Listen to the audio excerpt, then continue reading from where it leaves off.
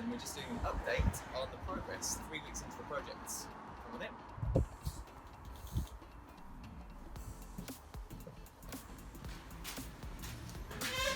So our builders have been hard at work stripping out and creating the en-suites. So we're converting this into a 5-bed HMO. And the main progress has been down here in what were the front 2 reception rooms. So there was a fireplace here and a hearth, and that's all been taken out. Big hole here, don't fall down there. So this is how we're going to route the soil pipes out under the floor and through into the backyard. So one of the bonuses of this property is a slight hill which goes down through the yard, which means we've got a good flow to get us out to the drains.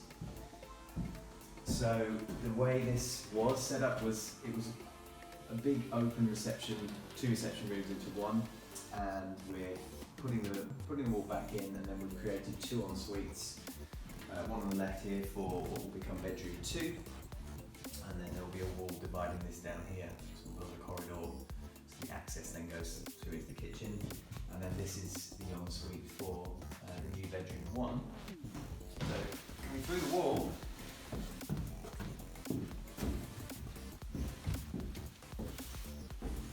created, we've still got, this is 10 metres squared, this front room. So we're going to create a new doorway here into the hallway, which will open up to allow bed here against this wall, desk in the window, leave, and a wardrobe around this side. And then here in the en-suite, this is where we're working on. It's always a bit of a jigsaw trying to fit them in. So our lovely builders have created a mock shower base. This is a 700 by 1000 shower base and a bit of plasterboard.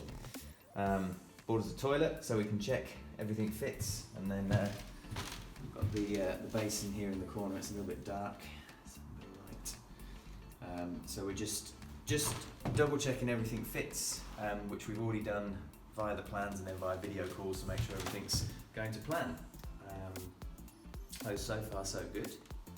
And then if we look up, this will be the other 2 en-suites upstairs, so then all the pipe work and all the services will come through the ceiling here to make their way out. So we can then head upstairs. There's no real progress in the kitchen, it's all been stripped out, nothing's been built yet.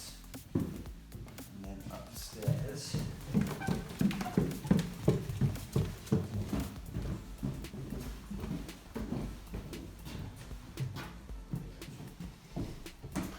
so here in the rear bedroom, this will become bedroom 5. This was previously a separate room, and we had 1 bathroom here which served the whole property. So we've reduced, you see the wall was here, so by reducing the size of this bathroom, this has created a nice space here for, we'll still get a double bed in and a desk and a wardrobe on this side, TV over here, and then creating a still reasonable size ensuite in here, shower in the corner, toilet on that side, the outside wall, and a sink here. So there was a bath here, taking a lot of space.